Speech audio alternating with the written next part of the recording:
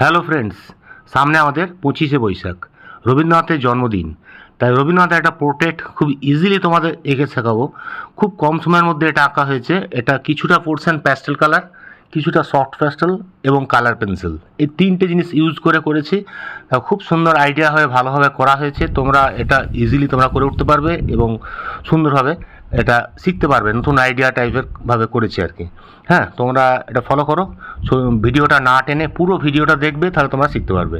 ঠিক আছে, তার আগে তোমাদের বলে রাখি, তোমরা যারা চ্যানেলে নতুন স্টুডেন্ট আছো, চ্যানেলটা লাইক, কমেন্ট এবং সাবস্ক্রাইব করে দেবে। ঠিক আছে, আর বেল আইকন টেপে দেবে, তাহলে তোমরা পরের নতুন ক্লাসগুলো আবার অ্যাটেন্ড করতে পারবে, তোমাদের কাছে নোটিফিকেশান আসবে। ঠিক আছে, অ্যাট ফার্স্ট দেখো একটা A3 ড্রয়িং শিট বা আইভরি শিট নিয়ে নিয়েছি আমি। এটা হালকা প্রথমে লাইট একটা স্কেচ করে নিচ্ছি। খুবই ইজি, রবীন্দ্রনাথের পোর্ট্রেট, চুল দাড়ি এবং গোপ এই জিনিসগুলো করলেই রবীন্দ্রনাথকে চেনা যাবে। হ্যাঁ, দেখো নাক হয়ে গেল, চোখ হলো। ঠিক আছে, আর এখান থেকে চুলটা আমি নামিয়ে দিলাম এভাবে, বাস। একটা একটু সাইডভাবে ফেসটা আছে। হ্যাঁ, এটা আমি হরাইজেন্টালভাবে আঁকছি। হ্যাঁ, আর একটু ইয়েলোইশ বেস করে এটা আঁকবো। দেখো আমি স্কেচটা করছি এইভাবে, তোমরা এভাবে ফলো করো, খুবই ইজিভাবে আঁকতে পারবে। একটু ছবিটা রাইট সাইডভাবে আছে। দেখো আঁকাটা মোটামুটি এবার কমপ্লিট হয়ে গেল। এবার আমি মুখের যে আদলটা আছে, মুখটা আমি কালার পেন্সিল দিয়ে করবো, কারণ চোখগুলো আমাদের ছোটো ছোটো জিনিস, এগুলো তোমার পেন্সিল দিয়ে ছোটো হয়ে যায়। এরকম একটা এক্সটেনশনার পাওয়া যায়, এক্সটেনশনার কিনে নেবে, লাগিয়ে নেবে টাইট করে। তখন ব্রাউন দিয়ে ফার্স্ট করছি, চোখের আইবল থেকে শুরু করেছি আমি, ব্রাউন দিয়ে চোখগুলো করছি। হ্যাঁ, ব্রাউনটা মোটামুটি কালারের মধ্যে ভালো, আর যেখানে হোয়াইট হাইলাইটস আছে সেটা তুমি ছেড়ে রাখবে। এবার চোখটা প্রথমে করে দিলাম। হ্যাঁ, একটু কোনাইগুলো লাল দিয়ে দিলাম, তারপরে এটাকে আমি এয়ার বাড দিয়ে কোনাগুলো মিশিয়ে দিলাম, ব্যাস হয়ে গেল।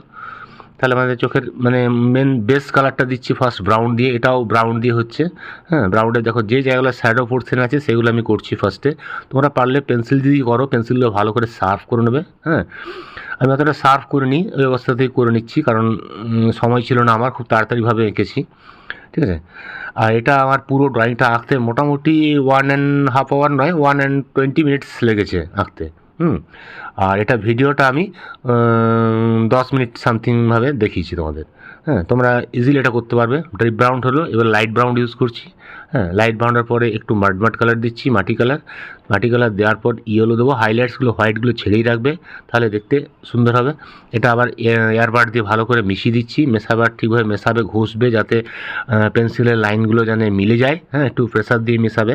যদি ব্লেন্ডার থেকে ব্লেন্ডার দিয়ে করবে, তো ব্লেন্ডারটা নতুন হওয়া চাই, পুরনো হলে তোমার কিন্তু কালো বা ডার্টি হয়ে যাবে। হ্যাঁ, এটা আমি সফট চারকোল পেন্সিল দিয়ে ব্ল্যাকগুলো ইউজ করছি। পেন্সিল কালারও ব্ল্যাক আছে, তো অতটা ব্রাইট আসবে না, তাই আমি এটা সফট চারকোল পেন্সিল দিয়ে ব্ল্যাকগুলো ইউজ করছি। আবার এটা ব্রাউন ইউজ করছি, তারপরে এটা তোমার সফট ব্রাশে করে এই তোমার এয়ারবাড করে মিশিয়ে দেবো। দেখো এটা হচ্ছে সফট চারকোল পেন্সিল, এটা ভালো করে পয়েন্ট করে ঠিক ঠিক জায়গায় ফিনিশিংগুলো করবে, তাহলে জিনিসটা রিয়েলিস্টিক থাকবে। কারণ রবীন্দ্রনাথের খুব পুরনো ছবি থেকে করছি, তো খুব একটা ক্লিয়ারিটি নেই, তো যতটা চেষ্টা করছি তোমাদের শেখাবার জন্য আমি ক্লিয়ার করছি। হ্যাঁ, তো চোখগুলো খুবই ছোট, দেখেই বুঝতে পারছো হাতটা আমার কত বড়। চোখগুলো যদি বড় হয় তাহলে জিনিসটা আরও ডিটেলিং করা যাবে।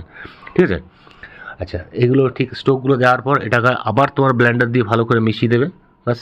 আচ্ছা, কোপালটায় ফার্স্ট ব্রাউন ইউজ করছি, ব্রাউনের পরে মাড কালার দেবো, মাড কালার দেওয়ার পরে একটু ইয়েলোইশ দেবো, ইয়েলো দিয়ে মাঝে হোয়াইট থাকবে। হ্যাঁ, খুব একটা ডার্কে আনো না, হালকার মধ্যে করবে, তাহলে কম শেড কম কাজের মধ্যে ড্রয়িংটা সুন্দর উঠে যাবে। ঠিক আছে, তাই বেশি কালার দেবে না, হালকা হালকার মধ্যে দেবে, আর এখানে একটু হোয়াইট দিয়ে দেবে, তারপরে ভালো করে টিস্যু পেপার দিয়ে ঘষে পুরো কোপালটাকে মিশিয়ে দেবে। এটা আমি ব্লেন্ডার দিয়েও মেশাচ্ছি বা টিস্যু পেপার দিয়েও করতে। বড় বড় পোর্শনগুলো তোমরা টিস্যু পেপার ইউজ করবে, আর ছোটো পোর্শনগুলো তোমরা এয়ারবাড বা ব্লেন্ডার ইউজ করতে পারো।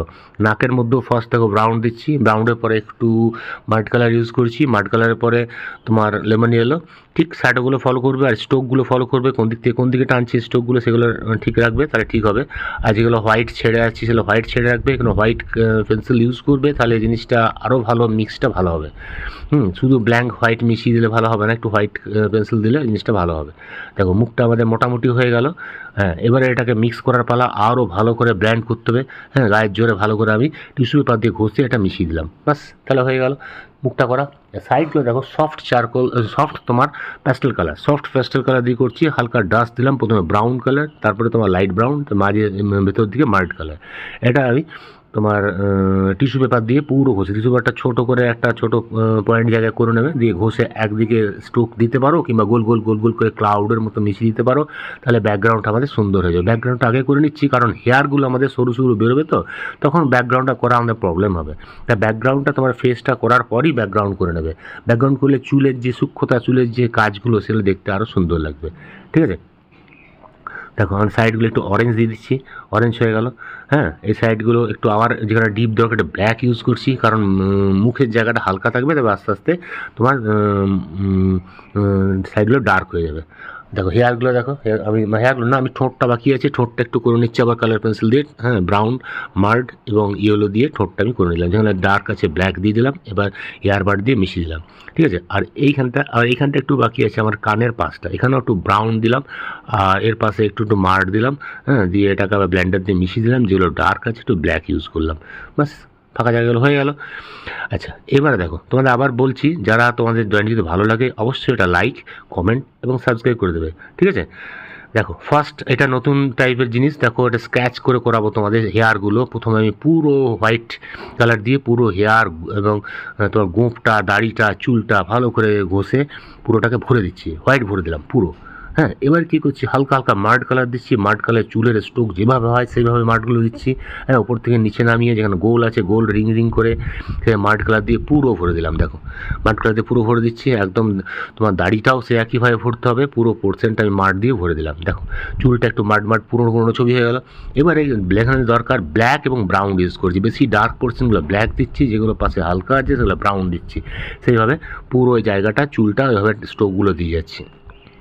খুব সাবধানে করবে যেন মুখের মধ্যে কালার না চলে যায়, মুখের মধ্যে চলে গেলে কিন্তু কালারটা তোমার বাজে হয়ে যাবে জিনিসটা, তাই একটু সাবধানে ধরে ধরে সূক্ষ্মতাভাবে করবে। হ্যাঁ, আর হাতগুলো সফট প্যাস্টেলের ওপরে লাগাবে না, লাগালে কিন্তু রঙগুলো ডাস্ট তো উঠে যাবে, এটা পরে আমাদের স্প্রে করতে হয়, স্প্রে করলে কালারটা আর ওঠে না। হ্যাঁ, কিংবা প্লাস্টিক কোটেড করে রাখলে তাহলে নষ্ট হয় না।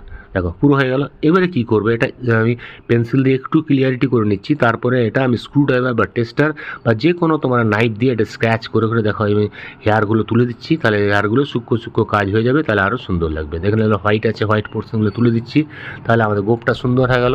চুলগুলোও দেখো ওইভাবে হবে। তাহলে তোমাদের মোটা প্যাস্টেল কালার দিয়েও সূক্ষ্ম কাজ করা যেতে পারে। ঠিক আছে, এটা নিচে সাপোর্ট কিছু নিয়ে নেবে, তাহলে নিচের রঙগুলো হাতে লাগবে না। যেখানে যেখানে খুব ডার্ক আছে সেখানে 10B দিয়ে ইউজ করতে পারো, কিংবা সফট চারকোল পেন্সিল দিয়েও ইউজ করতে পারো, তাহলে জিনিসটা আরও সুন্দর এবং রিয়েলিস্টিক হয়ে যাবে। দেখো আমাদের গোঁফ হয়ে গেল, সাইডে চুলটা হয়ে গেল। এইভাবে ছোটো ছোটো মনে হবে না তোমার প্যাস্টেলে করা, মনে হবে এটা ওয়াটার কালার করা কিংবা অয়েল কালারে করা। হ্যাঁ, তো প্যাস্টেলে করার জন্য এইভাবে সূক্ষ্মতা যদি অ্যাপ্লাই করো তাহলে খুবই সুন্দর কাজগুলো করা যাবে। শুধু একটু টাইম লাগবে এবং ধীরে ধীরে করতে হবে যাতে বেরিয়ে না যায়। আর ব্যাকগ্রাউন্ডটা আমরা আগেই করে নিয়েছি, তাহলে বাইরে বেড়ে যাওয়ার কোনো অসুবিধাই নেই, সাইডে একটু বেরোলেও ক্ষতি নেই, কারণ চুলগুলো এদিক ওদিক যেতেই পারে। দেখো চুলগুলো তাহলে শিখতে পারলে, কোনো অসুবিধা থাকলে আমি কমেন্ট বক্সে লিখবে, আমি তার উত্তর দেবো। ঠিক আছে, দেখো এখানে লাইনগুলো ঠিক যেভাবে চুলগুলো আমাদের আঁচড়ানো আছে, স্ট্রোকগুলো ঠিক সেইভাবেই করবে, ঘুরিয়ে ঘুরিয়ে, এদিক ওদিক করবে না, তাহলে তোমার চুলটা ঠিক হবে। এবং যেগুলো ডার্ক আছে পেন্সিল দিয়ে দিয়ে একটু ক্লিয়ার করে নেবে, তাহলে সুন্দরভাবে চুল গুপ হয়ে গেলো। এবং দাড়িটা দেখো, দাড়িটা যে জায়গাগুলো হালকা আছে হালকা দেবে, যেগুলো ডিপ আছে খুব লাইট লাইট লাইন দেবে, তাহলে মানে পয়েন্ট করে দেবে।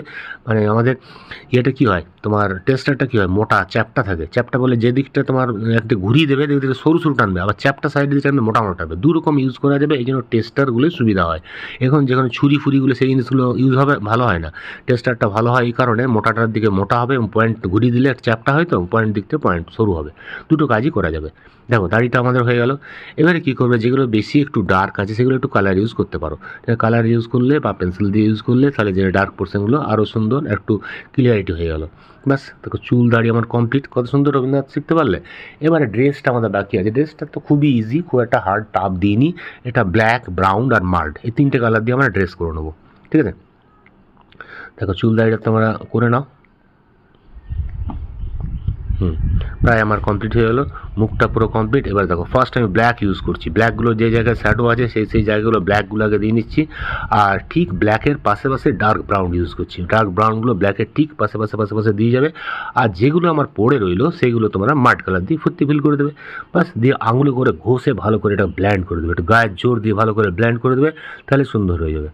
ব্লেন্ড করে দিলে। তারপরে যেগুলো ফিনিশিং আছে সেগুলো 10B পেন্সিল বা তোমার চারকোল পেন্সিল দিয়ে একটু ফিনিশিং করে নেবে। তাহলে আমাদের সুন্দর ভাঁজগুলো ফোল্ডগুলো রিয়েলিস্টিক হয়ে যাবে এবং দেখতে সুন্দর লাগবে। তাহলে আমাদের ড্রয়িং দেখা বেশি সময় নেই, আমাদের ড্রয়িং প্রায় কমপ্লিট হয়ে গেল।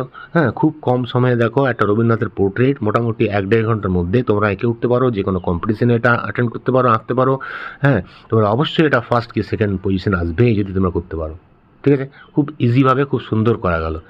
ঠিক আছে, তোমাদের তাহলে আজকে ক্লাসটা এখানে রাখি। পরের ক্লাসটা অবশ্যই তোমরা অ্যাটেন্ড করবে। আর বলে রাখি, যারা তোমরা চ্যানেলে নতুন আছো চ্যানেলটা লাইক, কমেন্ট এবং সাবস্ক্রাইব করে দেবে। ঠিক আছে, সবাইকে হ্যাপি রবীন্দ্র জয়ন্তী জানিয়ে আজকে ক্লাসটা শেষ করছি। বাই বাই, তোমরা সবাই ভালো থেকো।